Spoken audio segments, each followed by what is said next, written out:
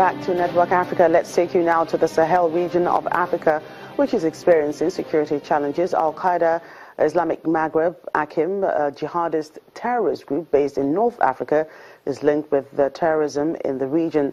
The mission of the group is to dismantle regional governments and implement Sharia, that's Islamic law, in areas where it operates, primarily in Algeria, Mali, Mauritania, Libya, Tunisia, Niger, and Burkina Faso. The group have carried out a series of deadly terrorist attacks over time with the use of gunmen and suicide bombers. They target hotels and foreigners in former French colonies as another preferred method of carrying out high-profile attacks. Burkina Faso, a landlocked nation in West Africa, is one of the poorest countries in the world. It appeared to have escaped the worst of the wave of Islamist militant violence that has swept other parts of West Africa and the Sahel in recent years, including neighboring Mali, but has been increasingly targeted by militant groups since 2015. Well, let's talk more on this. We're joined in our studios by a professor of history at the Hunter College, New York, Professor Ihiedu Iweriabo. Thank you for joining us on the program. Thank you. It's good to have you. Yeah. First, could you give us a background to this crisis in the Sahel region? Well, basically, I think it derives from the larger issue of Al-Qaeda and the growth of Islamic militancy across the world, especially from the Arab world. The objective of Al-Qaeda, as you know, has been to attempt to impose its own version of Islamic religion wherever it has an opportunity. And it has set up more or less franchises across the world. And the AQIM is a good example of that franchise in North Africa and parts of Western Africa, where you have a close connection with Mauritania, Mali, Algeria, and such like countries, and Burkina Faso. So it's basically intended to achieve what the other Al-Qaeda movements intend to achieve, to impose, I think, a backward reactionary version of Islam on people that is essentially repressive. This their ideology, what could have sparked it? What did they see? What do they intend to achieve with this?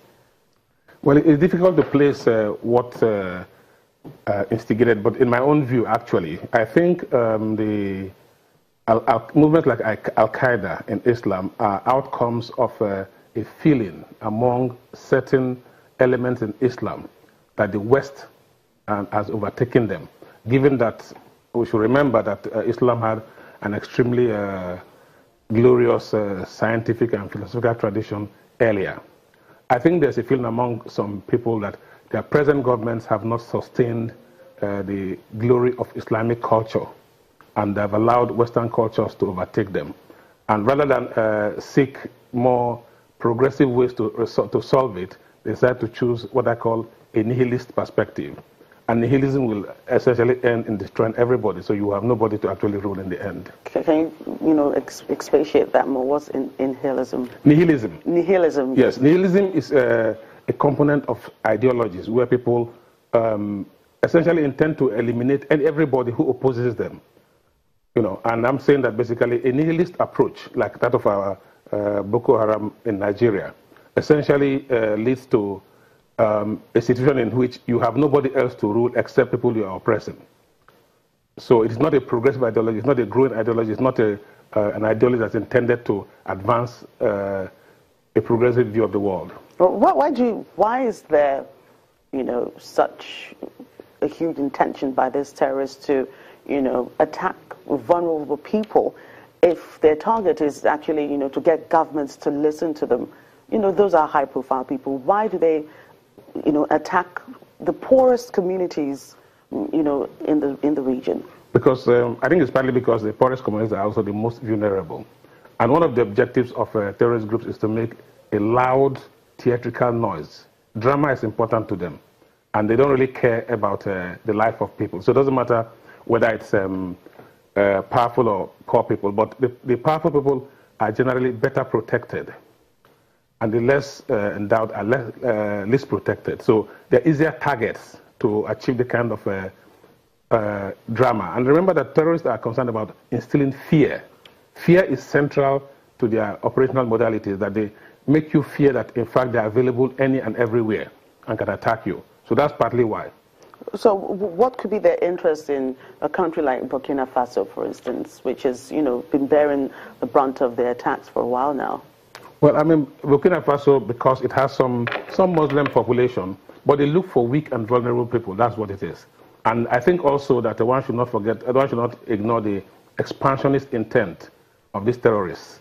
They have a desire to capture any and everywhere that they can capture. Right. What is Akim's relationship with Al-Qaeda and then, ISIS, which is...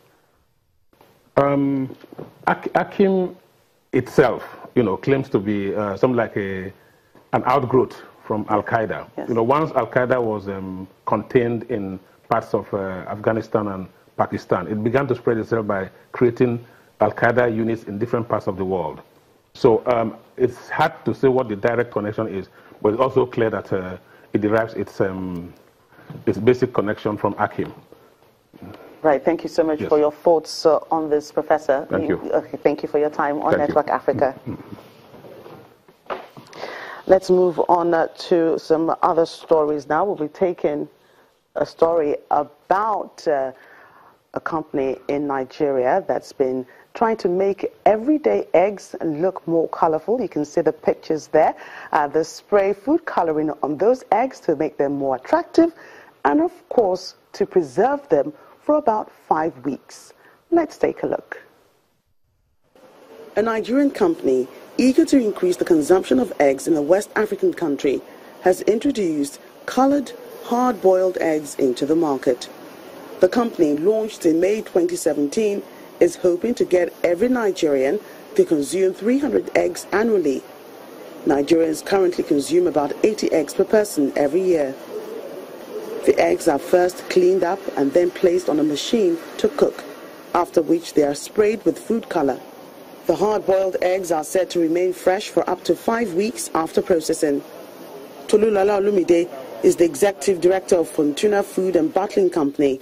One of the things that we came across a few years ago was these boiled eggs in Eastern Europe, in Austria, Germany. It's actually quite popular already in those places. And so we realized that the egg consumption in a lot of those places is quite high, very reasonably high. And one of the reasons is because they have these convenient boiled egg products. And so we thought we would bring that into this market to also help to drive up the egg consumption in Nigeria. The food color is said to be safe and helps in preserving the eggs. The main reason why the color is actually used is to coat the egg, to help to preserve it, to close all the pores of the egg and help to extend its shelf life. The company also runs a poultry farm from where the eggs are sourced. The colored eggs are supplied to 6 outlets across Nigeria's commercial city, Lagos. Hard-boiled eggs are rich in protein and also contain fat, vitamins and calcium, among other nutrients. The company is working to expand its production and supply more eggs to other parts of the country and change the way people take their eggs here. Quite colorful those eggs are. Well, that's it on Network Africa. Thank you so much for watching. I'm Jackie Rogers.